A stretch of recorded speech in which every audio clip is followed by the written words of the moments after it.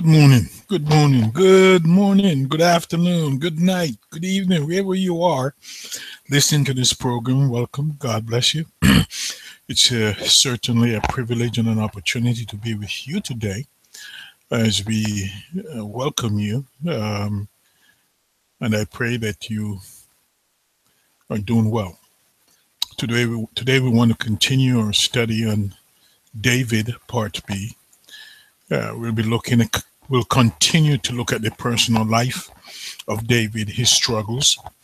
Today we want to look particularly specifically at his interactions with his son Absalom, who was now uh, heir to the throne since Absalom had killed his older brother Amnon uh, and fled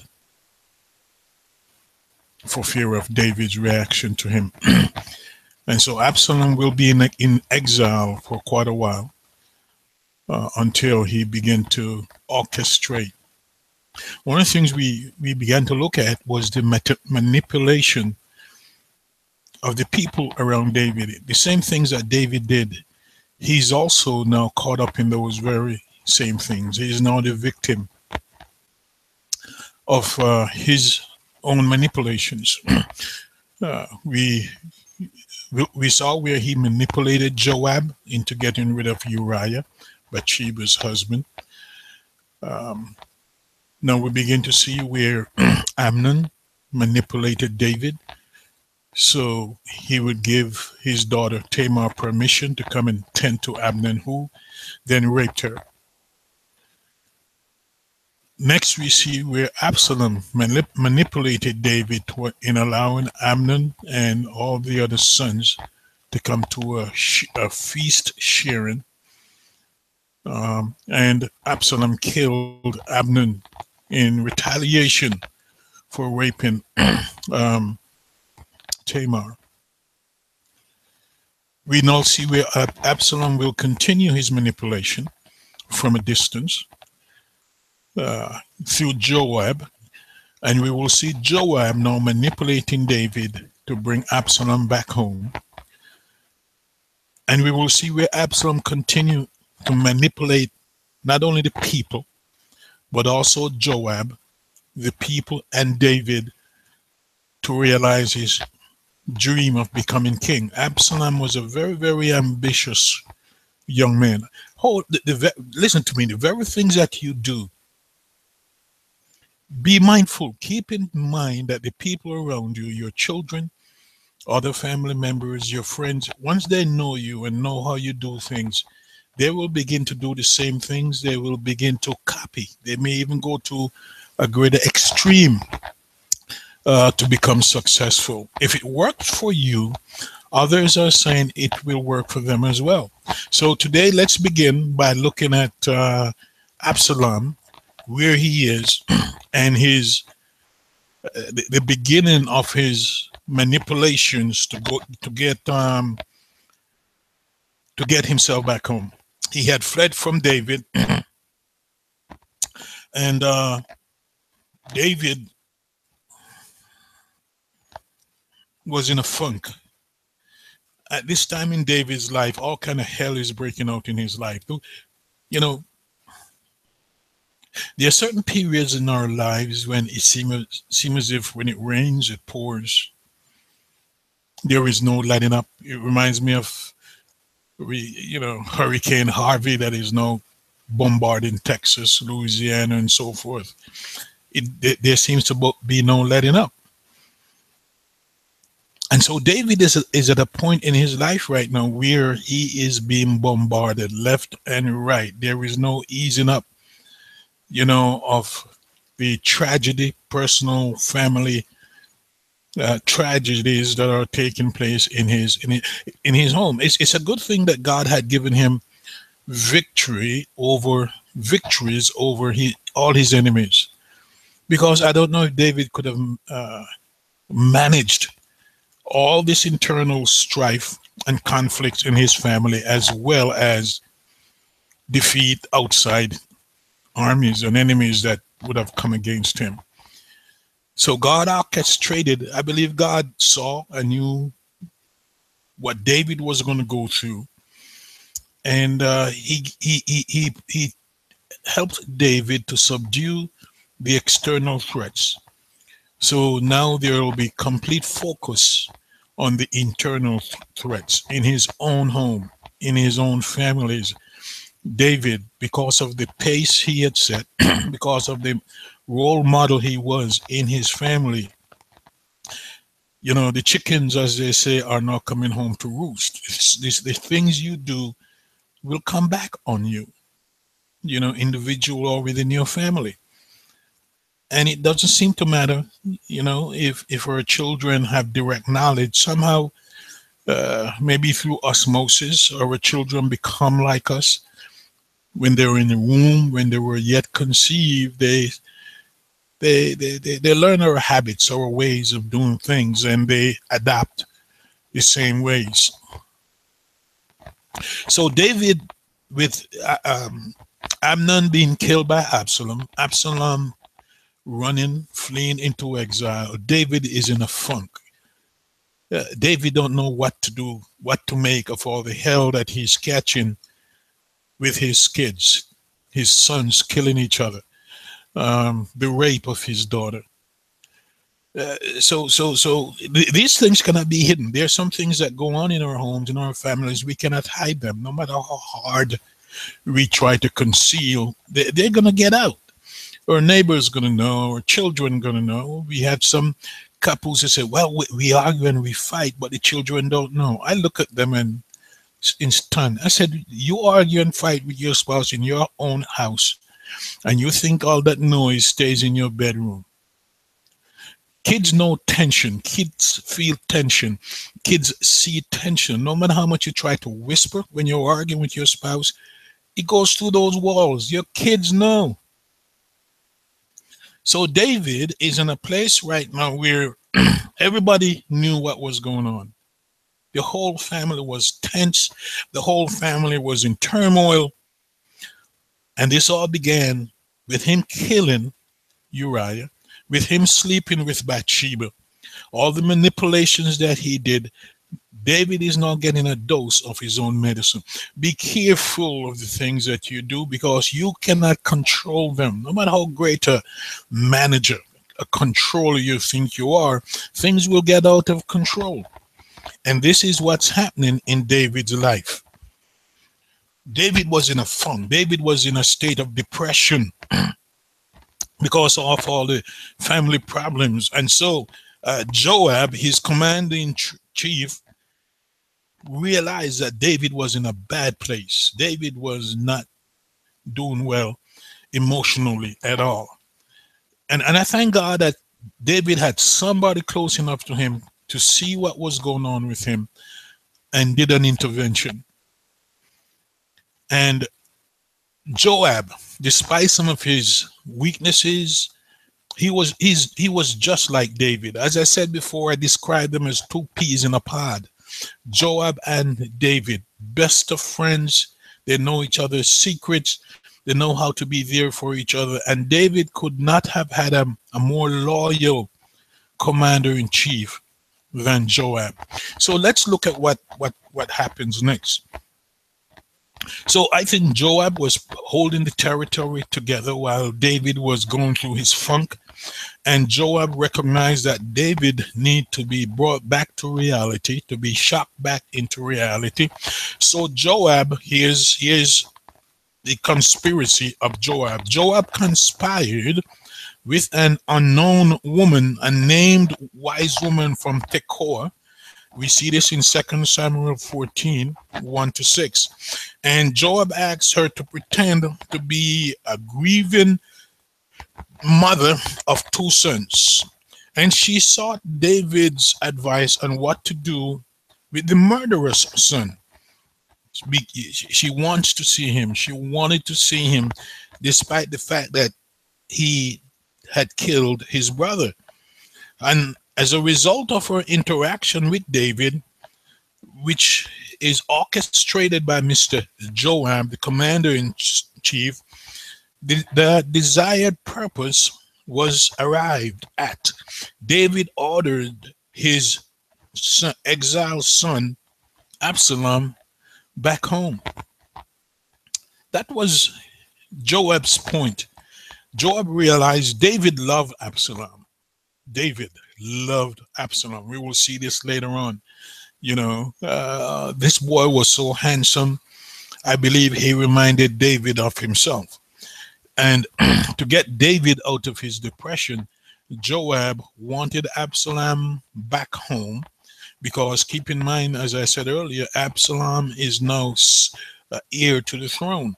So David wanted that in place. So despite his grieving, David had not yet fully grieved the loss of his son Amnon at the hand of Absalom. David, even to this day, I don't believe grieve the physical, emotional rape of his daughter by his brother Amnon. David had not grieved the loss of, his the structure because Amnon was heir to the throne, but he's gone, he's dead. So all kind of things are out of control at this point in David's life. So as I said, Joab decided to pull a trick, and pull a rabbit out of the hat, and he hit on the right thing. He used this woman. Ladies, how many of you are being used? This woman of Tekoa willingly agreed to a conspiracy. She knew the purpose. She agreed with Joab as to how to go about this. She was a willing participant in this manipulation of David. And without fear, she, 2 Samuel 14, 1-16, she went and she did her deed, and it was successful. This was an intervention. There's a show on television here in the States called Intervention, and many times when you see someone in crisis, you reached out to other family members, friends, people that this individual in crisis admire, and bring them in, see if they can push this person into getting some help. So an intervention was done with a successful outcome. Now, once David was convinced of the need to bring his son home, he ordered Joab to bring Absalom home. And of course, Joab gladly went to get Absalom because he knew what it would do for David. Now, Joab didn't seem to care about the loss, about some of these grievances going on with David. He just wanted David to get back to being ruler, to being king, to being the David that he knew. There are many of us who are grieving. There are many of us who have lost loved ones, and sometimes, we grieve a long time, but sooner or later we got to get back to living life.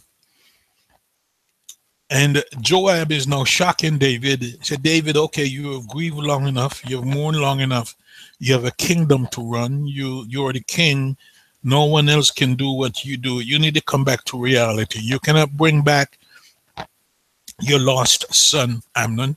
You cannot undo the rape of your daughter Tamar. You cannot undo what Absalom had done. So let's get past. It's not easy to get past some of our grief. Some of us are stuck in a state of grief for months, for years, and for some people a lifetime. And the toll on us mentally and physically and financially can be overwhelming. My question to you, are you stuck in a place of grief? Are you stuck in a place of loss?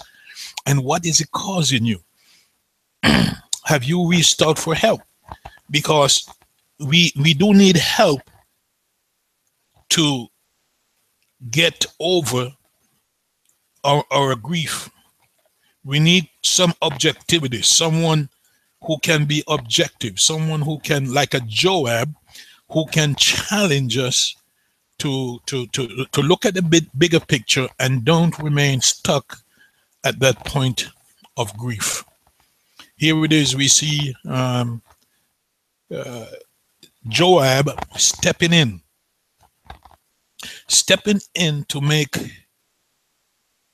a wise decision to manipulate David out of his state of depression back into functioning as the ruler and the king of Israel. You see, because as long as David remained in his state of depression, his family was suffering, his nation was suffering. So it's not just you have to think about in your state of grief. Think about others who depend on you, who rely on you for survival, little kids, for the elderly, and other family members and friends. Other people depend, workers and so forth, depend upon David. So Joab realized that unless he did something, things will get really out of control.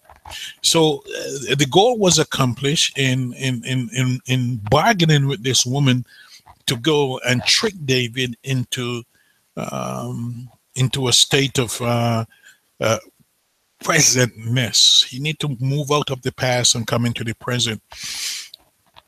So Joab gladly went to get Absalom. Joab acted in David's best interest. There are family members who we have who act in our best interest, but sometimes we don't see it. Sometimes we don't have the capacity, or we don't want to see that our friends or family members or someone else who cares about us is acting in our best interest. We get angry at them and we blame them and we push them away from us, because we're so angry. We are in a state of bitterness, disappointment, self-doubt. All of these things are impacting our current mental situation because we are stuck. So this incident shows the kind of relationship David and Joab had, and it's very critical. Who is your support? Do you have a support system? Do you have someone? Do you have others who can act in your best interest? Do you have someone who would listen, not necessarily tell you what to do, but someone you can pick up the phone and talk to, someone you can turn to in a time of crises? Do you have people like that? Do you have 2 or 3 people like? You don't need a whole bunch of people in your business, but you just need those 2 or 3 individuals, who can come by and sit with you and talk with you, or accompany you to the doctor and push you. People that you trust, even though you don't want to budge, but yet when they budge you may push back, but eventually, you're going to go with them. Do you have a mother, a father, a brother, or a sister? Do you have a friend, a best friend? You can turn to in times of need, such needs. And that person needs to be someone who keeps your confidences. You can, no matter what it is, you can share it with them and know it stays with them. You see, the worst thing you can do in a time of crisis and personal pain is to hold all the emotions in. God didn't make us to be containers of all the toxicity that we generate every day, and especially during times of loss, times of crisis, times of trauma, emotional trauma, physical trauma. We need an outlet. And that's another reason why people like me exist, therapists, counselors, psychiatrists, pastors and others. that you can turn to in such time. You see, because if you don't, you may become suicidal. Your thoughts can become so dark. You can become hopeless. You can feel unworthy of life itself. And today we see some people are easily committing suicide. Children, so many children today on social media are live streaming and and taking their lives. So many children today are lives. One of those websites going crazy on me. Anyway, we're back. So many children today are taking their lives. So many people are contemplating suicide. So many are doing self-injury, self-harm to themselves because emotionally they are in a dark place. So who is there for you? Can you come up with a list of two or three individuals that you know beyond a shadow of a doubt that you can turn to? And they don't necessarily have to be Christians or secular. They just need to be friends.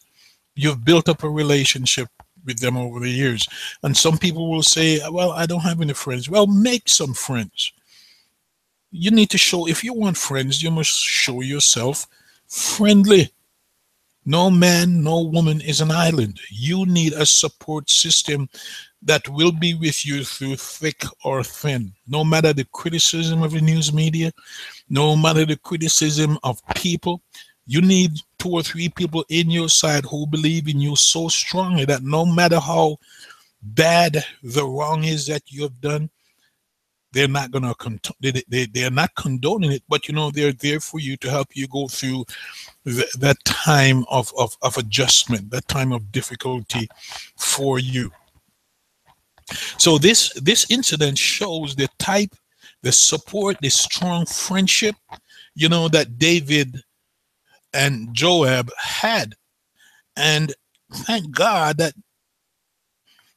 that Joab was in David's life.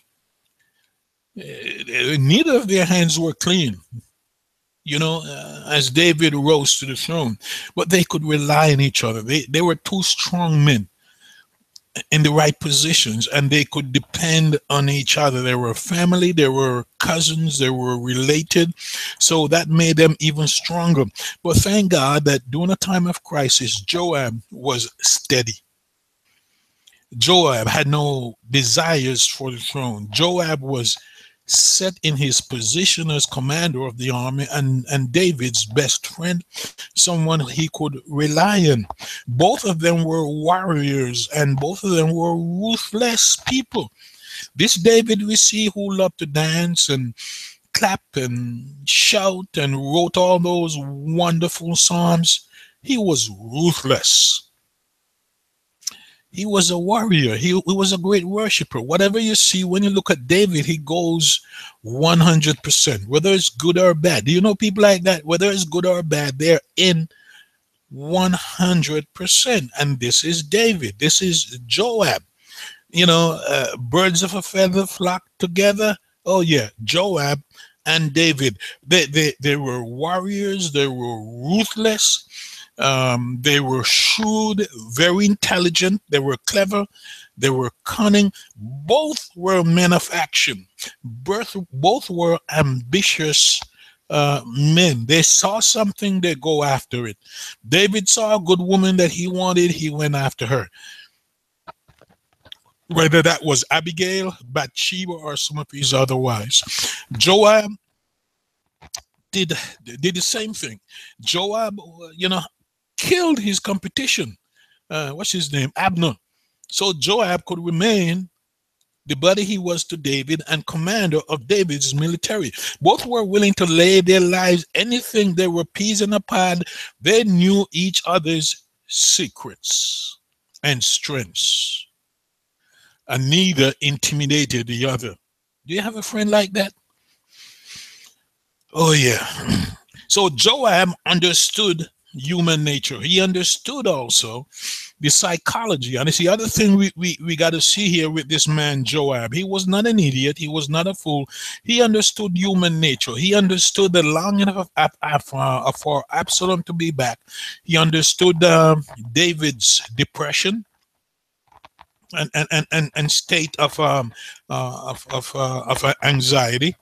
Um, Joab understood the need to be pulled out of one's morass. And so whatever was needed to bring David out of the doldrums, whatever was needed to bring David out of his crisis mode, Joab saw a way to do it. And as I said, he was clever, he was manipulative. David would not have been the man he is today, or he was back then, without Joab. David would not have been the man he became without Joab. But God says David is a man after my own heart. But I believe Joab should also get some of that credit, to make David the man he was, and despite their ruthlessness. So again, Joab was that friend. He was that cohort. He was that companion to David, and Joab always showed David. Despite his ambition, Joab always showed David the ultimate respect, even though David never publicly, not at least not on the pages of scripture, David never publicly acknowledged Joab's loyalty or his abilities. They just knew each other. They just fed off each other.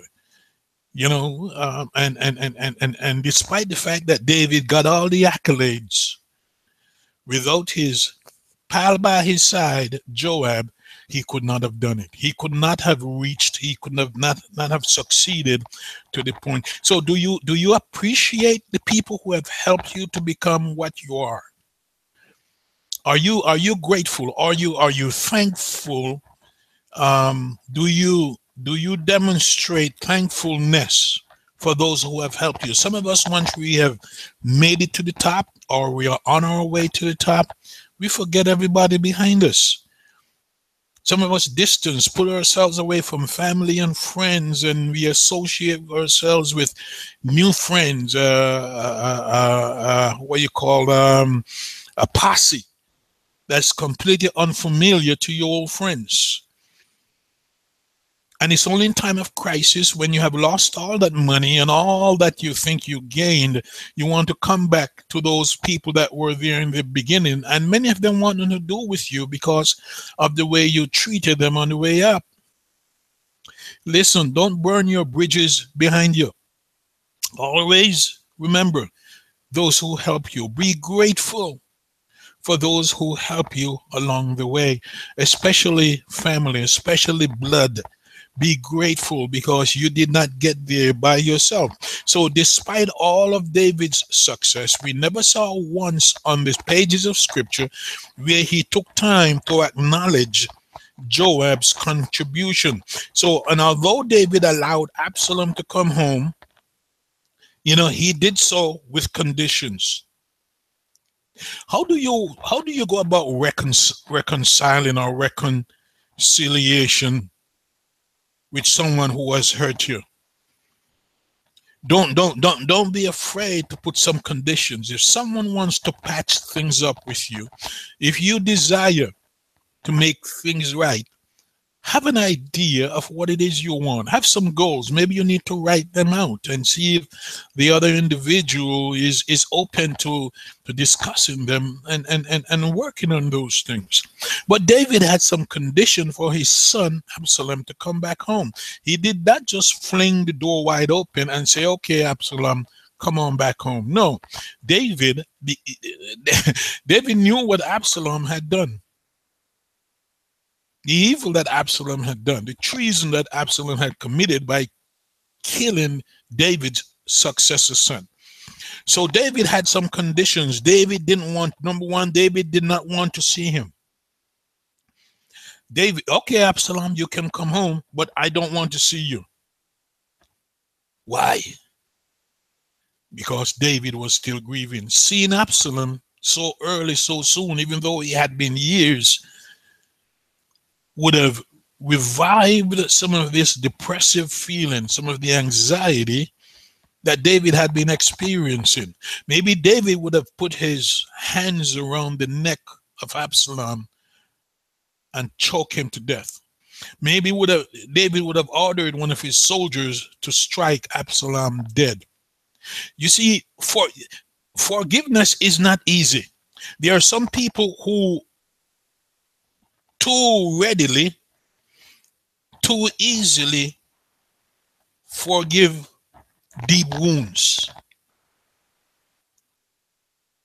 There are some of us Christians who are quick to practice forgiveness, and we end up creating a greater disaster, because some of the forgiveness that we have, that we give, is superficial because we have not worked through it. Look at you want to see true forgiveness, long lasting forgiveness. Look at the relationship between Jacob and Esau, how they came to reconcile. God ordered that type of reconciliation, yet towards the end they did not live together or live as neighbors. They live apart from one another. That was good enough for both of them, but they dealt with their past in the process. Look at Joseph and his brothers. Joseph put them through hell before he was able to forgive them. And at the end, when his brothers said, oh, he's going to kill us now because our father Jacob is dead, Joseph said, no, I forgave you way back when. Because Joseph had worked through his grief, his hurt, his pain, all the things his brothers had done to him. Joseph had worked through it. So that's genuine forgiveness. Jacob and Esau, genuine forgiveness. And God put Jacob through hell on the way back to reconciling with Esau.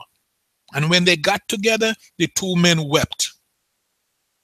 But that did not mean that they were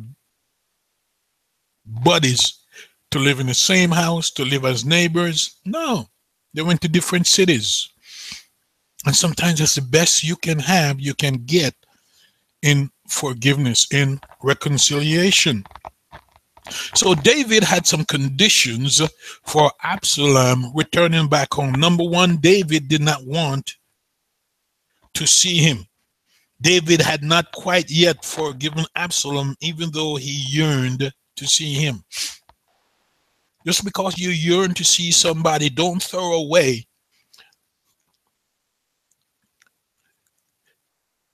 there are some people who love the saying, forgive and forget. What do you forgive and forget? You see, we are not God. And there are some things we need to remember so we don't keep making the same mistakes with those same individuals. If somebody keeps hurting you over and over again, don't forget it, because that person may end up hurting you real bad. They may kill you or your family members because you keep forgetting the past. Listen, be careful. God never forgave the past. Read the story about the Israelites. God always remembered, even the Israelites themselves remembered their past, and many times they wanted to go back to Egypt. The only thing God throws away is our sins, but he's always mindful of the things that we have done. And so we see here that even though David yearned to see Absalom, even though David allowed Absalom to come back, David did not forget about what Absalom had done. And as a result, David kept a distance between himself and his son. Okay? Because Absalom was an evil bastard. We'll see this boy Absalom. He was not easy. And I believe that David did not trust this boy because of his cleverness. When someone tricks you into doing something that ends up in murder, you're not quickly going to forget what that person has done. Absalom was an evil son of a gun. Do you have a child that you know is evil? You may not want to acknowledge it as a parent, but we got some evil kids. There are some kids who will kill you at the drop of a hat. And we see this happen every day. Kids killing their parents, shooting their parents in their sleep, poisoning their parents. Kids who use their boyfriends or their girlfriends to kill their parents because the parent is too strict, or the parent got money, or the parent don't want to die, and that child wants that son or daughter wants that money. They want their inheritance now, and they'll kill their parents. There are some evil children that we have raised. They have your blood running in their veins, but God have mercy. Watch them. If you know your child is bent, looks like Satan got a hold of them, you keep an eye on that child.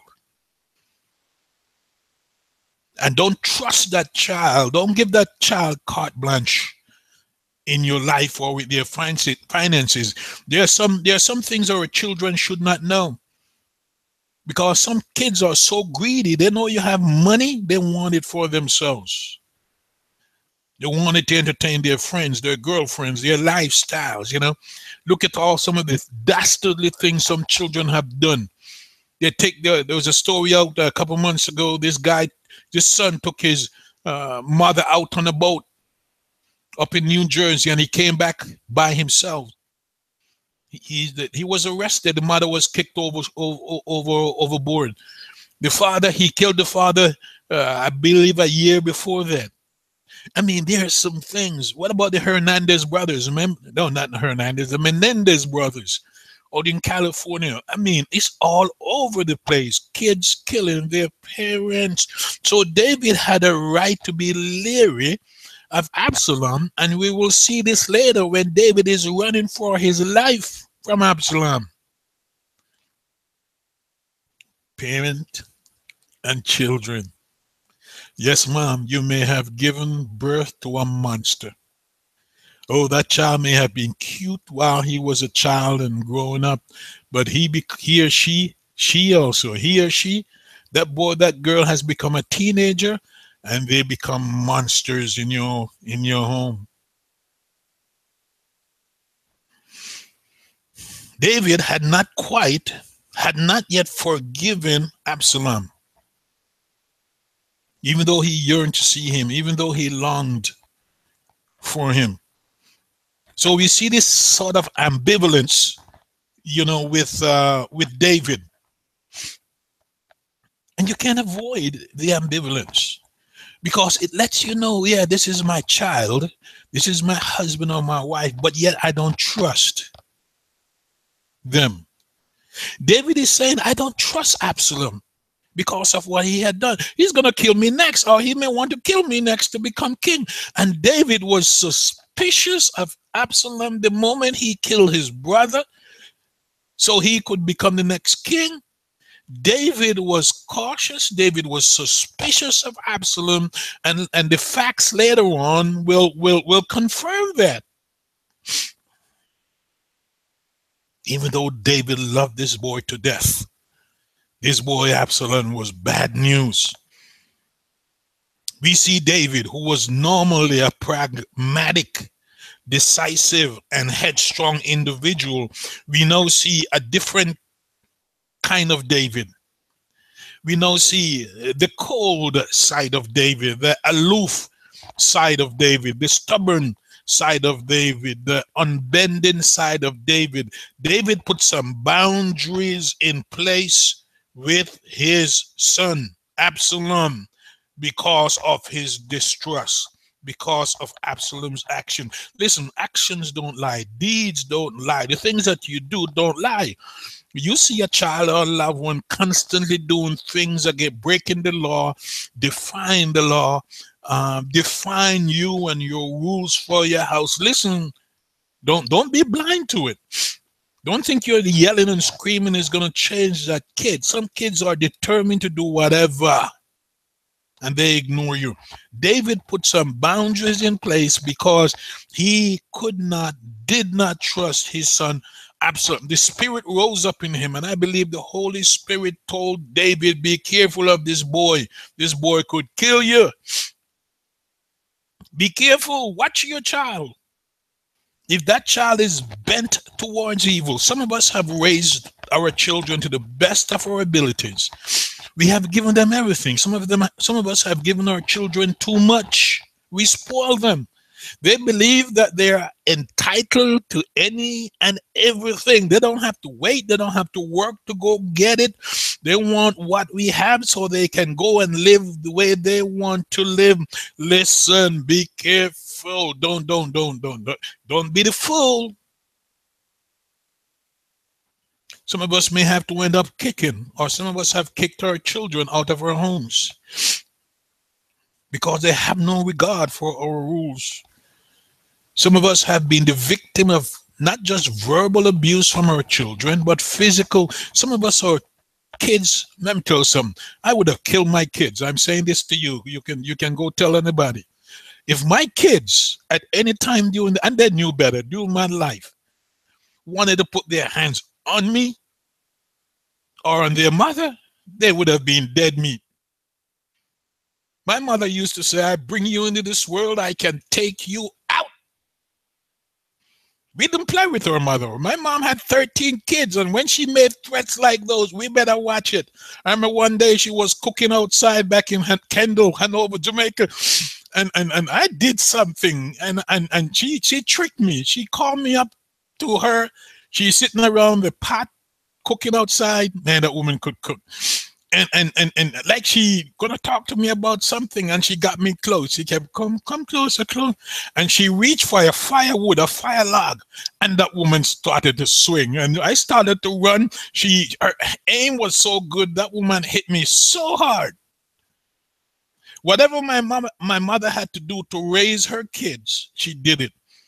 In those days, if there was child abuse, she would have been locked up so many times over. Yeah, and you know what? I look back and I thank God for the type of mother I had, because it made me the person I am today. Our children today get away with murder. The state, the government, the cities, social workers, everybody protect the bad behavior, the misbehaving behavior. Listen, back in Pennsylvania where I was raising my kids, I told them I would go to jail for them. You're not going to disrespect me. And no, I wasn't one of those helicopter hovering parents, but there are rules you need to. You're in my home at a certain time. I don't care how grown up you think you are. If you think you're that grown, my oldest son, my oldest daughter, they married at 20. They want to be out on their own. Dad's rules too strict for them. So okay, God bless you. Thank God the oldest girl is still married. Great family. She's worse than me. She's worse than me when it comes to her kids. That girl called me one day and said, Dad, I'm going to throw this girl through this wall. Why? Because the girl had stolen a piece of candy off her teacher's desk. I said, slow down, girl. Slow down. Huh? Slow down. But listen. David put boundaries. Are you one of those parents whose kids run all over you?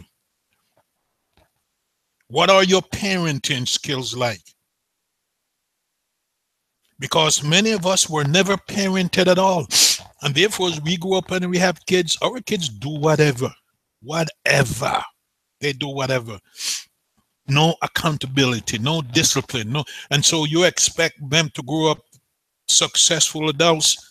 The cops out there waiting for them.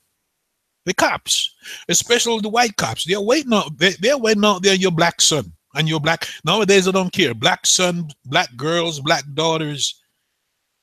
There's an investigation. I was listening to the news this morning. There's an investigation going on in Cobb County of a lieutenant pulled over this white woman. And the white woman said to the police officer who was white, you know, I'm keeping my hands where you can see them because I've been watching the news and see all this trouble. And the cop said to the woman, you don't have to worry. We only shoot black people.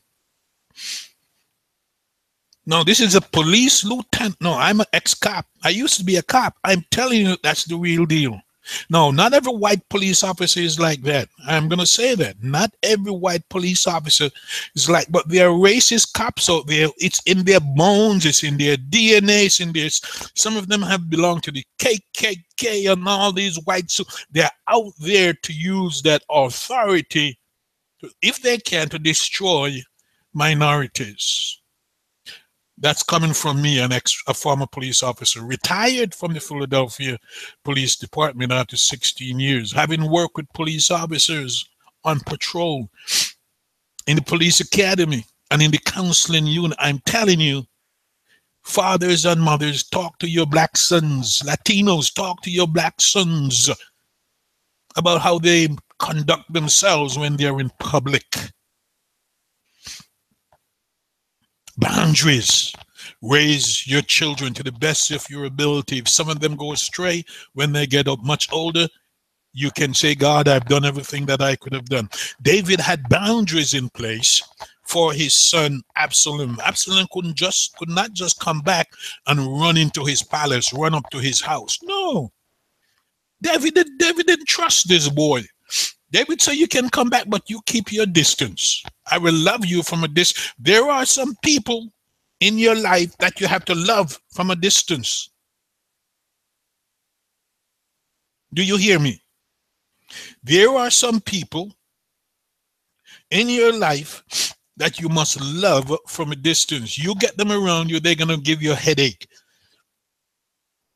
They're going to destroy whatever semblance of peace you have. There are some, even some of us who are married, we need to let it go. When another person is in your life creating all kind of mayhem and all kind of hell, life is too short for all that nonsense. I've been divorced. I've been there, done that. After a certain time, I'm saying, I'm out of here. I'm telling you that as a preacher, pastor, ex-cop, husband, father of 4 grown adult kids now. No, I'm not going to let you drive me nuts. Your craziness is not going to make me crazy. Let me say that again. Your madness, your craziness, your inability or refusal to deal with your issues will not drive me crazy. That thing is not going to kill me. I'm not going to go to an early grave, an untimely death because of your madness. Too many of us have allowed a partner, a spouse, or kids to send us to an early grave. David put boundaries in place. David was wise enough. He was astute enough to realize that this boy meant no good. You can come back to the country, but you stay in that end of the country and I stay up here. It's going to be a while before David allowed Absalom. Absalom is going to pull some tricks again to continue to get to see David. He's going to force the situation. Here is David. David, he allowed Absalom to come home, but he kept him at arm's length. He kept him at a distance. Is there somebody in your life that you need to keep at arm's length? Keep them far enough away from you. You can see them. You can know, maybe you can know what they're up to, but they're not close enough. You can see them coming. You're around them. It's under supervised, guarded conditions. You have witnesses to defend you. Huh? And after a while, Absalom didn't like it. How long David thought Absalom was going to be in the country, maybe a couple miles away from him, maybe another part of it, and not see. Absalom is no good. He's going to push his father. We have children like that. We got friends. We got family members who they don't like what you're doing and they're going to push you to get what they want. Kids, friends, push.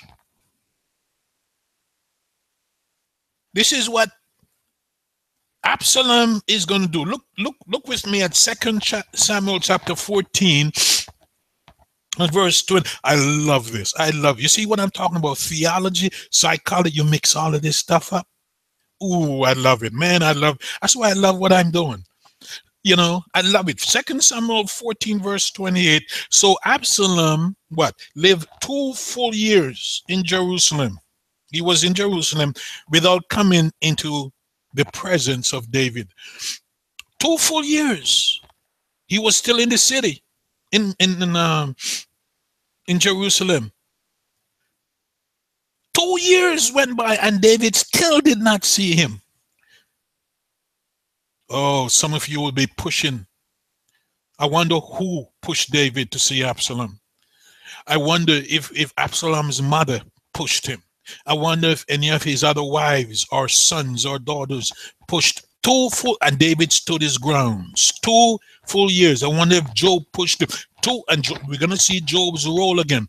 We're gonna see Absalom's role. This dastardly son of David, Absalom.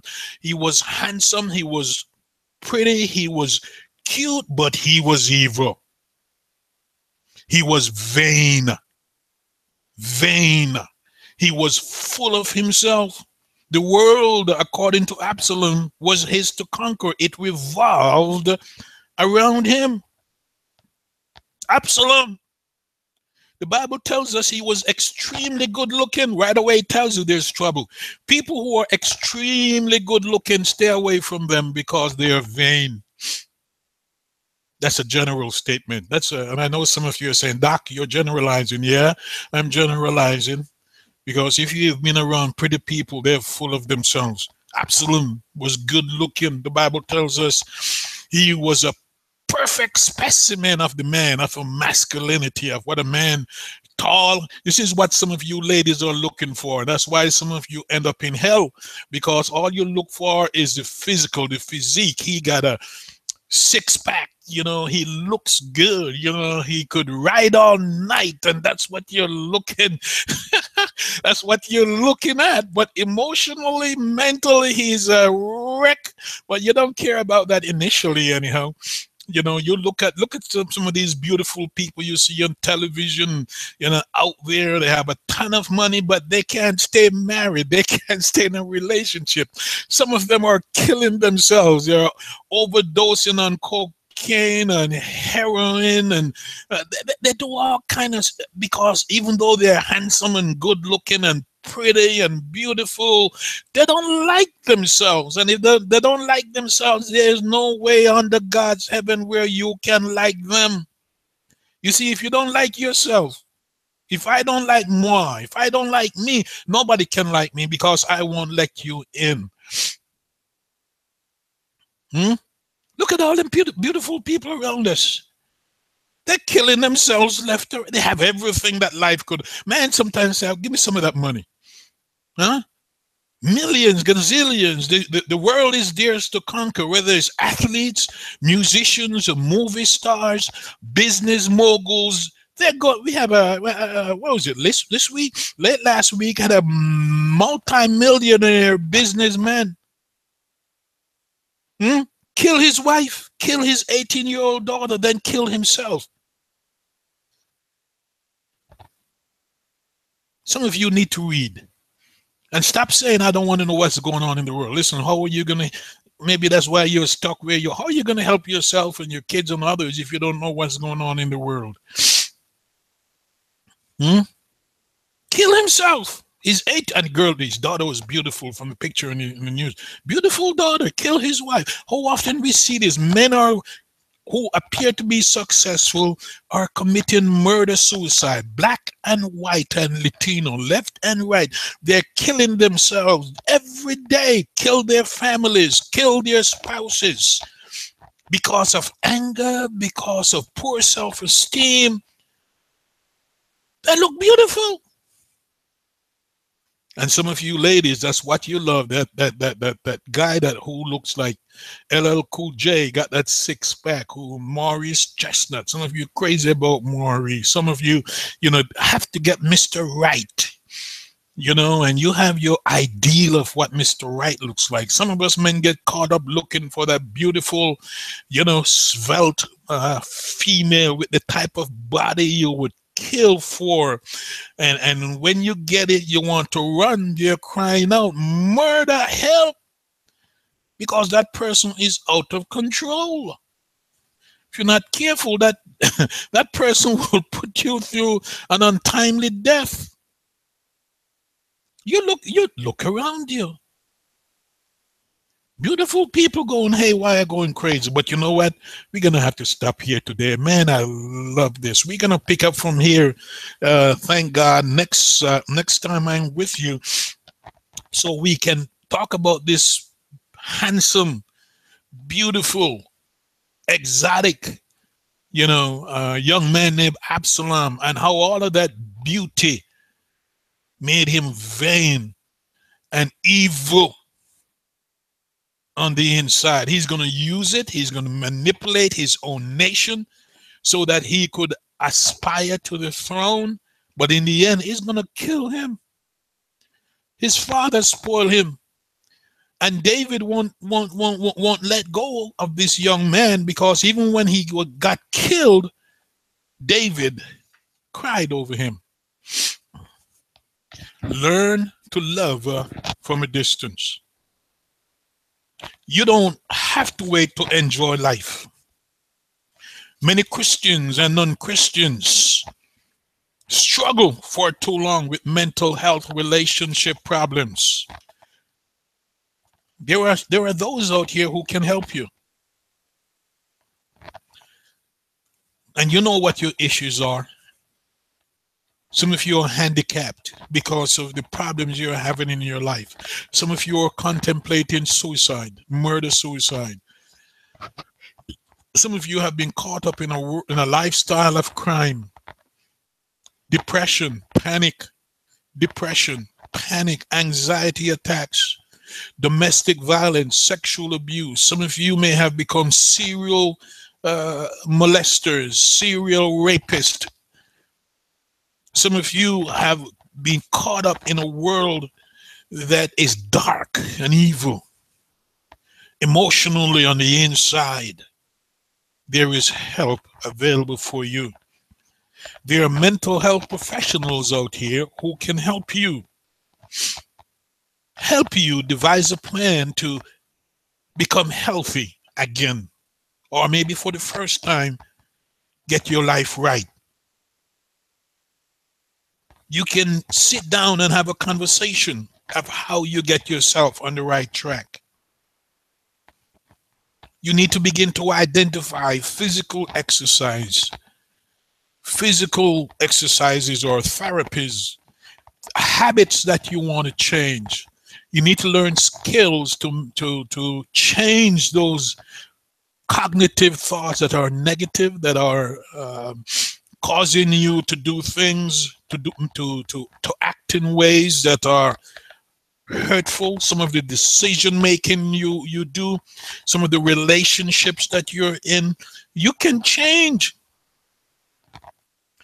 And you don't have to be on medication. Some of these things do not require medication, though some of you need to. So you need to take the first step. God wants every one of us to be in good mental health. That's why Jesus went to the cemetery and cast out demons out of that Gadarene demoniac. He healed Mary Magdalene and cast out 7 devils out of her. Jesus did not just heal physically, he healed emotionally as well. If you are struggling, it doesn't mean you are weak. It means you are human. Family 360. You pray for me, I pray for you. God bless you until tomorrow. See you then. Bye-bye.